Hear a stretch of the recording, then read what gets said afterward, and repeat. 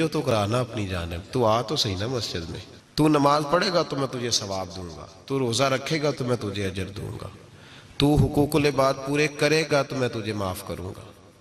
یہ تھوڑی بات ہے کہ اللہ بڑا مہربان ہے تو ہم گھر میں بیٹھے رہیں تو رحمت چھلک چھلک کے آئے گی، اس میں شک نہیں، لیکن وہ کہتا ہے تجھے ماننا تو پڑے گا نا، اگر تو نہیں مانے گا تو تجھے سزا دوں گا۔ ایک تو وارث والے بنے، لاوارث نہ بنے، اور دوسرا یہ خیال کریں کہ اگر میرا کوئی وارث ہے، میرے اگر کوئی آقا ہیں، تو میں نے کس حد تک ان کی توجہ اپنی جانب کرائی ہے۔ اعلیٰ حضرت فرماتے ہیں کیسے آقاؤں کا بندہ ہوں رضا، بول بالے میری سرکاروں کے۔ نسبت بندے کو بچا دیتی ہے۔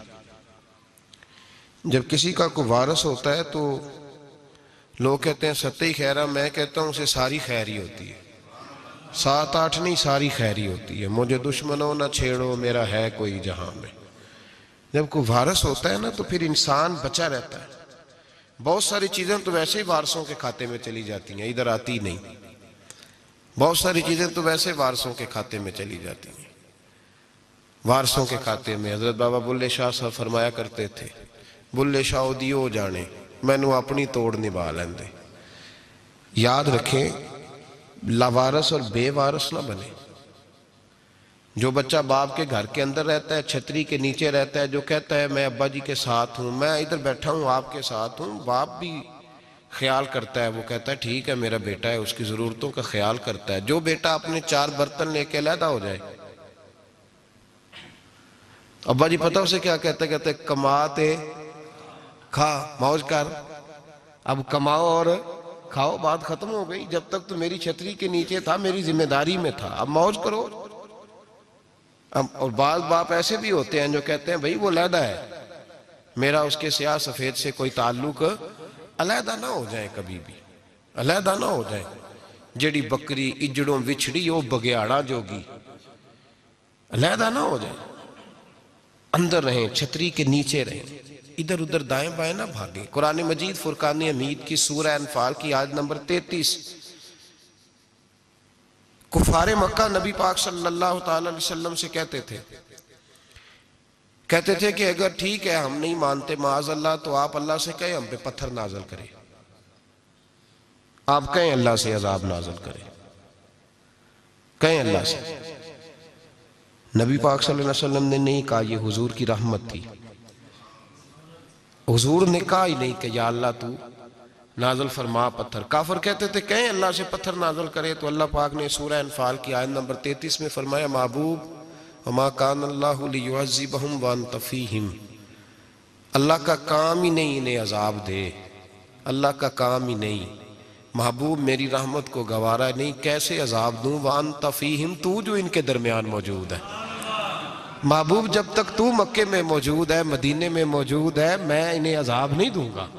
یہ مانگیں گے بھی تو میں انہیں عذاب، اللہ تو کافر کو عذاب نہیں دیتا مصطفیٰ کی برکت سے، اللہ تو کافر کو۔ بلکہ ایک نکتہ ہمارے مفسرین نے بیان کیا ہے، نبی پاک صلی اللہ علیہ وسلم طائف تشریف لے گئے تو حضور سید عالم صلی اللہ علیہ وسلم نے ان کو تبلیغ کی، انہوں نے جواب میں پتھر مارے، حضور کو لہو لہان کر دیا، حضور واپس تشریف لائے۔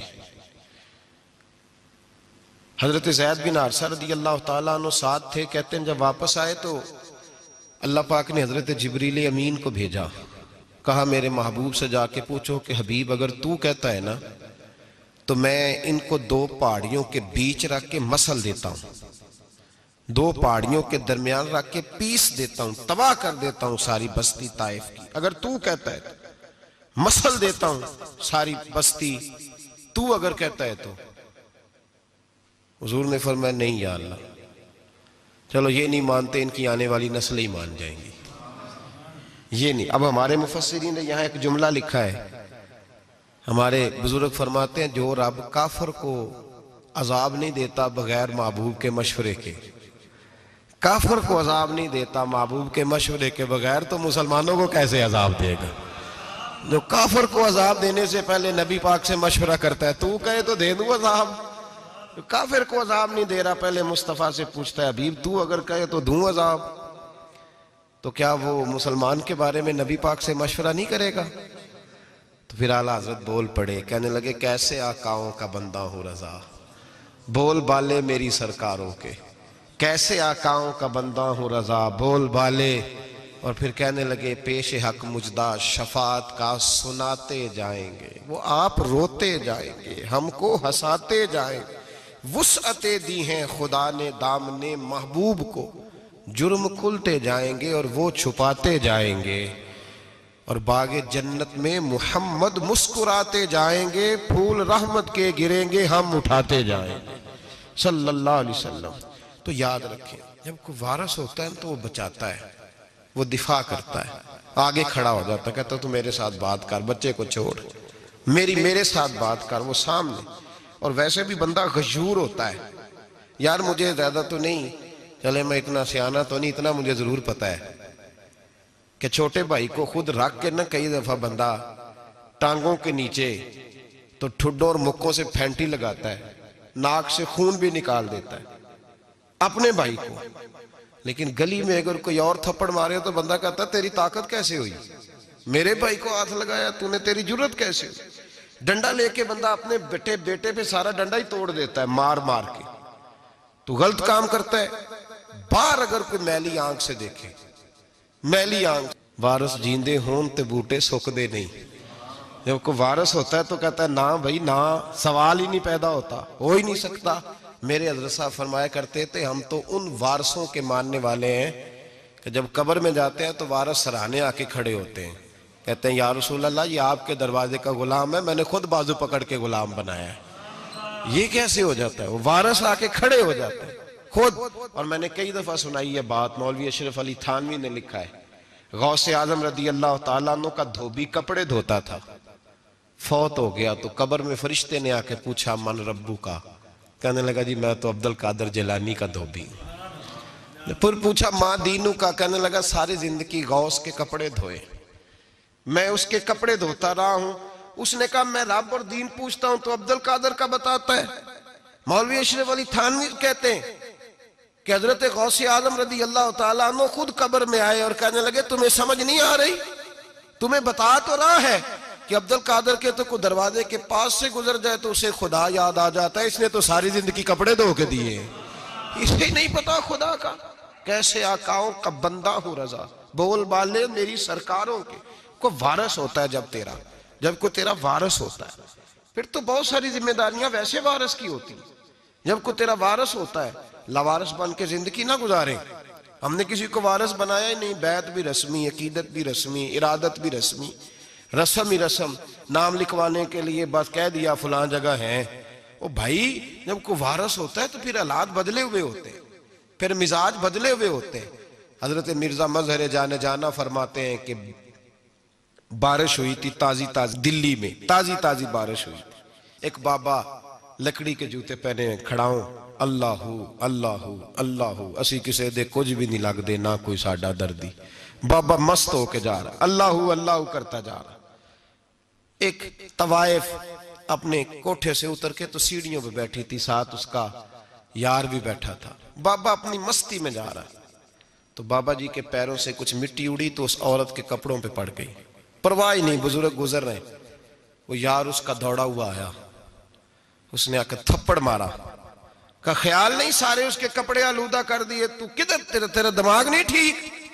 بابے نے نظر اٹھائی، کہا بیٹے میں نے دیکھا نہیں، چل اللہ تیرا بھلا کرے، تو نے بدلہ لے لیا. بابا جی چپ کر کے وَإِذَا خَاطَبَهُمُ الْجَاهِلُونَ قَالُوا السَّلَامَ، چپ کر کے گزر گئے.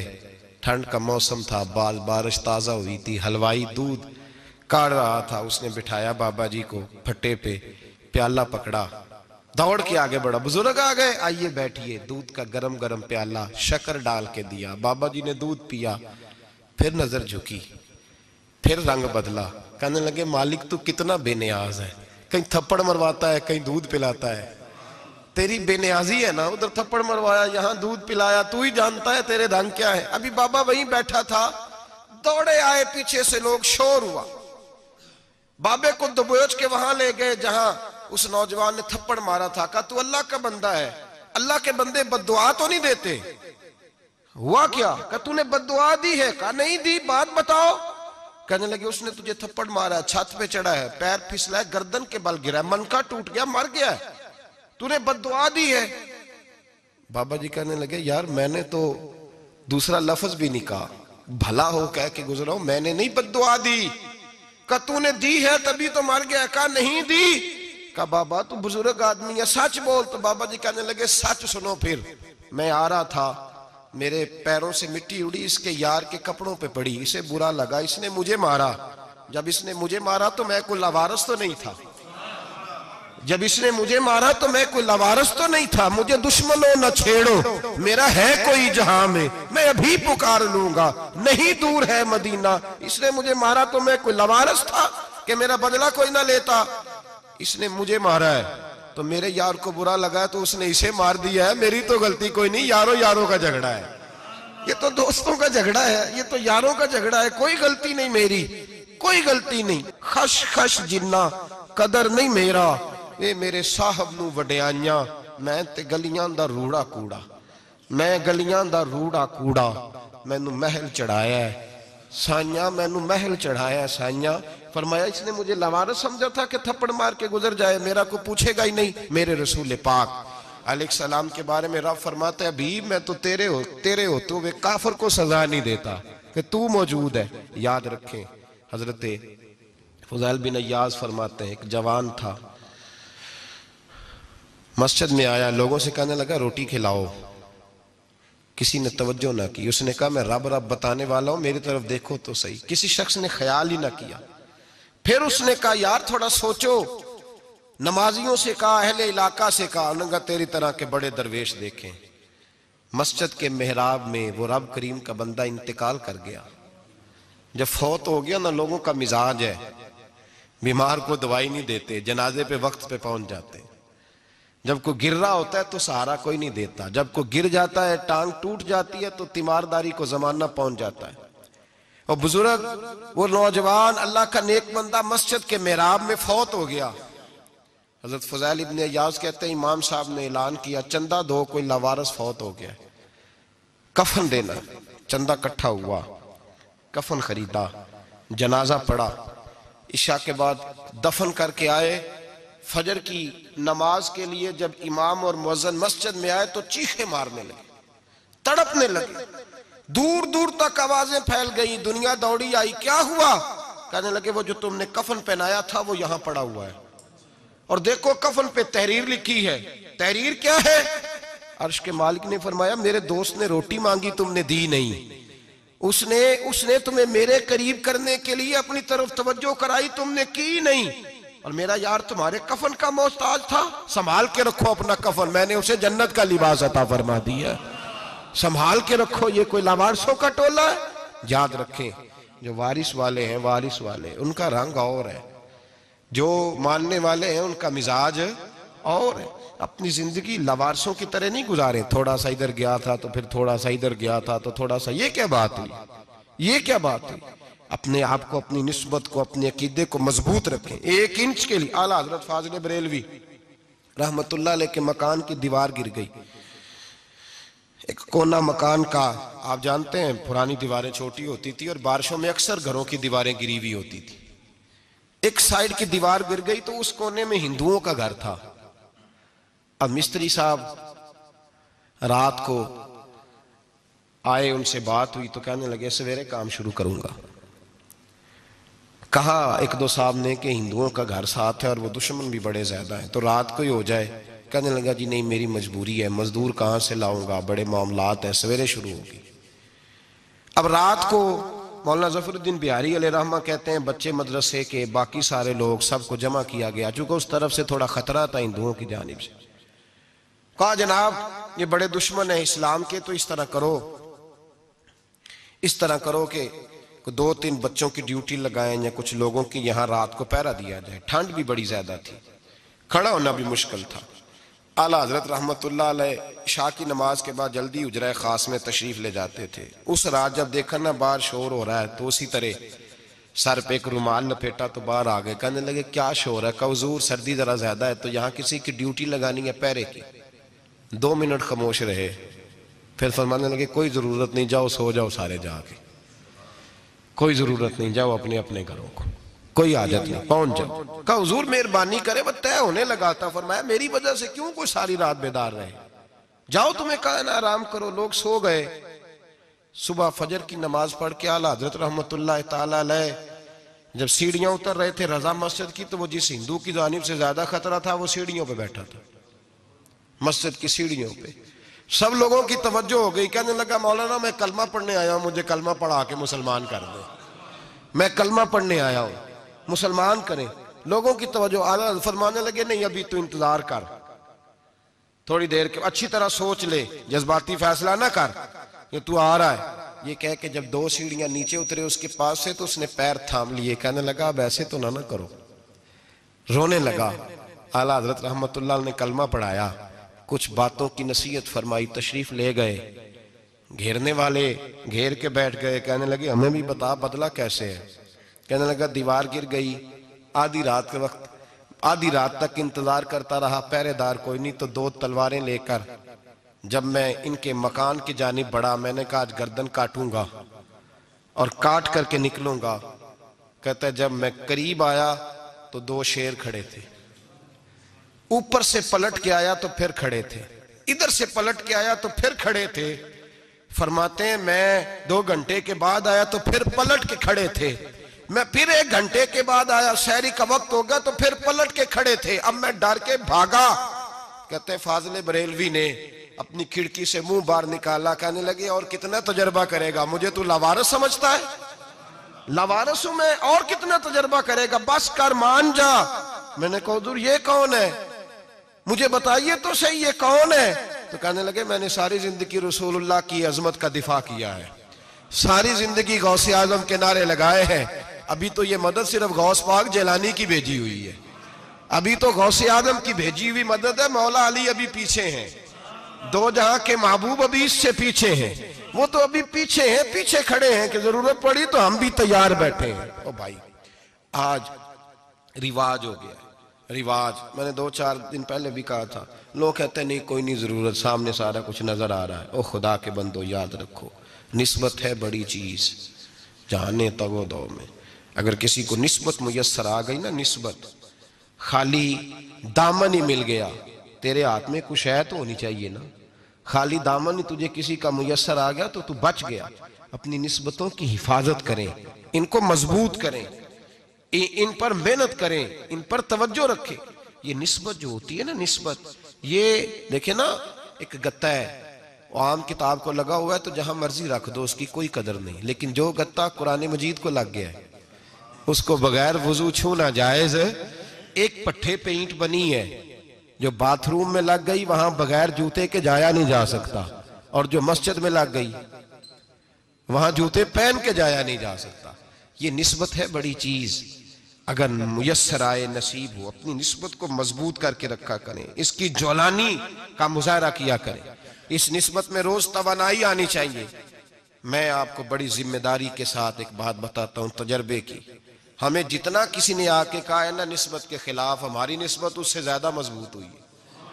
ہمیں جتنا کسی نے آ کے کہا ہے نا جی آپ کو کیا ملا، آپ کو کیا ملا، تو ہم نے اتنا کہا یا جیسے جیسے تو کہتا جاتا ہے ہماری تو نسبت میں اضافہ ہوتا جاتا ہے، ہمارا تو مزاج بدلتا جاتا ہے، روز ایک نیا پردہ کھلتا ہے، روز ایک نیا رنگ واضح ہوتا ہے، روز ایک نئی توانائی۔ ابھی تھوڑے دن کی بات ہے، ایک مولانا شرف الدین صاحب ہے، مفتی صاحب، میرے حضرت صاحب کے مرید ہوئے، مفتی تھے، عالم آدمی تھے، سرکار تاج الشریعہ، ہمارے شیخ سے بیعت کی۔ اب ہمارے حضرت صاحب کا اس وقت حال وہی ہے، وَرَأَيْتَ النَّاسَ يَدْخُلُونَ فِي دِينِ اللَّهِ أَفْوَاجًا، اب فوجوں کی فوجیں لوگ آتے ہیں۔ ہم نے دیکھا ہے صرف خالی مرید ہونے والے بار سینکڑوں کی تعداد میں ہزاروں لوگ بیٹھے ہیں کہ صرف بیعت اتنا کہہ دیں ہم نے قبول کیا۔ اس عالم میں، اور جہاں حضرت صاحب کا اعلان ہو جائے کہ تشریف لا رہے ہیں، وہاں لاکھوں کا مجمع جمع ہو جاتا ہے، اور ایک جھلک دیکھنے کو لوگ ترستے رہتے ہیں۔ یہ کیفیت ہم نے دیکھی، وہ دور گزر گیا، کبھی ایسا بھی ہوتا تھا ایک میں ہوتا تھا، ایک تو ہوتا تھا، اور تیسری تنہائی ہوتی تھی۔ وہ دور بیت جاتا ہے، وہ لمحے کسی کسی کو نصیب آتے ہیں۔ حضرت کا وہ مولانا شرف الدین صاحب کہتے ہیں میں مرید ہوا، تو مرید ہوا مجمع میں، رسی حضرت پھینکتے ہیں یا چادر پھینکتے ہیں تو پکڑ کے مرید ہوا، تو ساتھ ساتھ اور چادریں باندھی تھی، لوگوں نے پکڑی ہوئی تھی۔ ایک مولانا میں جب بیعت ہو کے آیا ان کو بتایا تو مجھے کہنے لگے یار تو ایسی جگہ مرید ہو گیا جو تیری بات بھی نہ سن سکیں، جن کو تو دکھڑا بھی نہ سنا سکے، جو مصروف ہی بڑے رہتے ہیں، کہاں مرید ہو گیا تو؟ ایسے پیر کا بیعت ہوتا جہاں تو جاتا وہ تیرے پاس آتے، گفتگو ہوتی، بات چیت ہوتی۔ کہتے جب انہوں نے مجھے بہت زیادہ قائل کیا نا، بہت زیادہ، تو میں نے ارادہ کر لیا، میں نے کہا بات ٹھیک ہے، بیعت کہیں اور ہونا چاہیے تھا۔ کہتے میں عشاء کے بعد سویا تو حضرت صاحب مجھے خواب میں ملے، خواب میں، اور فرمانے لگے مولانا جب آپ مرید ہوئے تھے تو آپ اس جانب بیٹھے تھے، اس کونے میں آپ تھے، اتنے لوگ آپ سے پہلے تھے، اس حال میں آپ مرید ہوئے تھے، اور جہاں تک بات چیت کرنے کی بات ہے تو آپ نے جو دل میں سوچا تھا وہ میں نے آ کے آپ کو بتا دیا ہے، پھر بھی بڑی ضرورت ہو تو میرے صاحبزادے کا نمبر لے لیں اور فون کر لیا کریں، بات ہو جایا کرے گی۔ کہتے ہیں یہ ابھی بات ہو ہی رہی تھی کہ میرے دروازے پہ دستک ہوئی تو میری آنکھ کھل گئی، میری آنکھ کھلی تو میں پریشان ہوں کہ نمبر تو ملا نہیں۔ ایک انجینئر صاحب میرے محلے میں رہتے تھے، فرماتے ہیں وہ شام کو میرے پاس آئے اور کہنے لگے مولانا سنا ہے آپ حضرت مفتی اختر رضا صاحب سے مرید ہو گئے؟ میں نے کہا ہاں، تو کہنے لگے میں ان کے مدرسے میں کام کر کے آئے ہوں، میرے پاس ان کے بیٹے کا نمبر ہے، چاہیے آپ کو؟ نمبر ہے چاہیے؟ کہتے ہیں نمبر مجھے وہ شام کو گھر آ کے دے گئے۔ اب جب میں آستانہ نور پہ بریلی شریف ملنے کے لیے حاضر ہوا تو میرے دل میں خیال آیا، جب میں اندر گیا نا تو میرے دل میں خیال آیا حضور خواب جو آئی تھی اتنی بھی جلدی کیا ہے، ذرا ٹھہر جائیے، آپ ملے جو تھے تو صاحب نمبر بھی دے ہی جاتے۔ میرے دل میں خیال آیا تو السلام علیکم کے بعد حضرت کہنے لگے مولانا مجھے تو جلدی کوئی نہیں تھی، آپ کے دروازے پہ دستک ہو گئی تھی، مجھے تو کوئی جلدی نہیں تھی، آپ کا دروازہ بجنے لگا تھا، مجھے تو جلدی کوئی نہیں تھی لوٹنے کی، ہر مشکل دی کنجی یارو ہاتھ مرداں دے آئی، اور مرد نظر کرے جس ویلے مشکل رہے نہ کائی۔ بس لوگوں یہ یاد رکھو اور اس پہ عمل کرو، اپنی نسبتوں کو مضبوط کریں۔ ہمارا تو جیسے دن کا اجالا چمکتا ہے نا، چمکتا ہے دل کا اجالا، جیسے نیا دن چڑھتا ہے ہمارے لیے تو ایک نئی روشنی لے کے آتا ہے۔ اپنے آپ کو بیدار رکھیں۔ سورج اگر باہر پورا نکل آئے نا تو جو آدمی آنکھیں زور سے بند کر لے اسے کوئی شے نظر نہیں آتی، پورا سورج نکلا ہوا بھی ہو، سورج اسے نظر آئے گا جس کی اپنی آنکھیں بھی کھلی ہوں گی۔ تو آنکھیں نہیں کھول رہے، تو آنکھیں نہیں کھول رہے، آنکھیں، یہ شکوہ آنکھیں نہ کھولنے کا ہے، آنکھیں نہیں کھول رہے تو سورج کیسے نظر آئے گا؟ بات ذرا سخت ہے پر چلو آپ میرے عزیز ہیں کر جاتا ہوں۔ ملا رومی رحمت اللہ تعالیٰ علیہ فرماتے مجھ سے ایک شخص نے کہا کہ نبی پاک صلی اللہ تعالیٰ علیہ وسلم اگر سراجم منیرہ ہے تو نظر کیوں نہیں آتے؟ تو میں نے کہا الو اگر آنکھیں بند کر لے تو اسے کوئی شے نظر نہیں آتی، آنکھیں بند کر لے تو اسے کوئی شے نظر، تو آنکھیں تو کھولنا، آنکھیں کھول۔ یہاں میں اپنے کمرے میں یوں پردہ آگے کر کے لائٹ بند کر کے باہر شور مچاؤں، سورج کوئی نہیں، سورج کوئی نہیں، تو مجھے کوئی بندہ کہے گا پاگل اس طرح کر، باہر نکل، ادھر آ تجھے دکھاؤں سورج ہے کہ نہیں، تیری تو اپنی آنکھیں بند ہے۔ اقبال کہتے ہیں دل بینا بھی کر خدا سے طلب، آنکھ کا نور دل کا نور نہیں، اندر کی آنکھیں کھول، اندر اتنا اندھیرا ہے تو باہر کیسے نظر آئے گا؟ تو لوگ آنکھ ہی نہیں کھولتے، دائیں بائیں دیکھتے رہتے ہیں۔ نسبت کو مضبوط کریں۔ رب تو فرماتا ہے حبیب تو موجود ہے تو میں کافر کو بھی عذاب نہیں دیتا۔ اب یہاں خالص نسبت کا بیان ہے، خالص، یہ نہیں فرمایا کہ حبیب ان کے عمل اچھے ہیں تو میں عذاب نہیں دیتا، یہ نہیں فرمایا کہ حبیب یہاں خانہ کعبہ ہے تو میں عذاب نہیں دیتا، نسبت کی بات فرمائی، نسبت کی۔ یہ نہیں فرمایا کہ حبیب یہاں روز طواف ہوتا ہے تو عذاب نہیں دیتا، یہاں تلاوت ہوتی ہے تو فرمایا حبیب تو ہے اس لیے میں انہیں عذاب۔ مدینے میں کبھی زلزلہ نہیں آیا، پتہ ہے آپ کو؟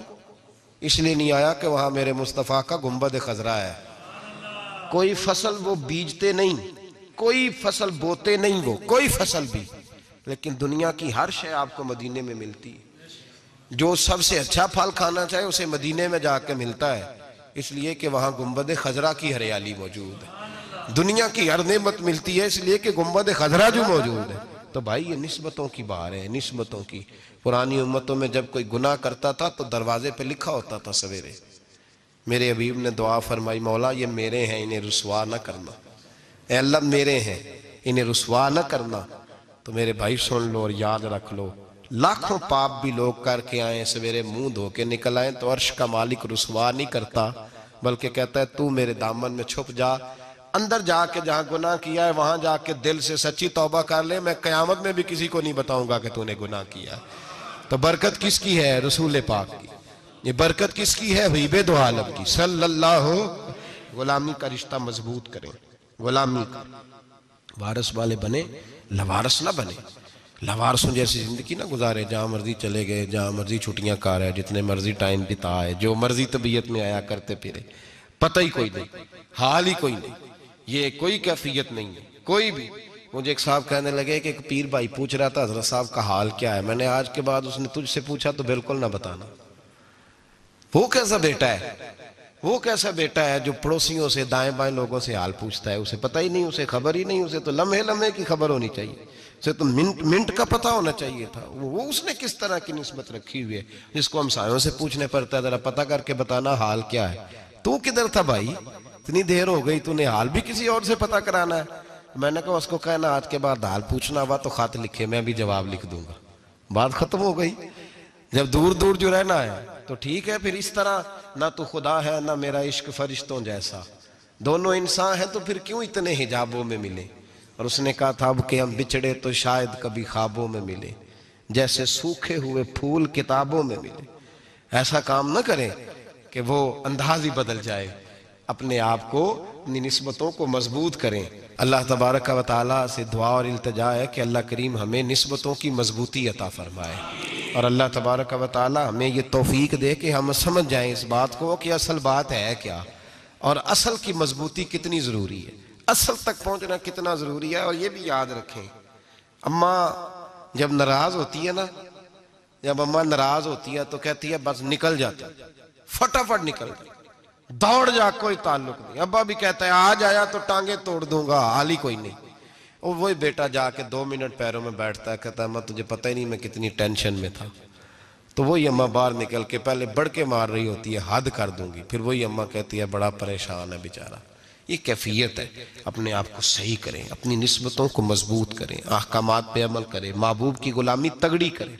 یہ جو سستیاں ہیں، کوتاہیاں، ان کو دور کریں.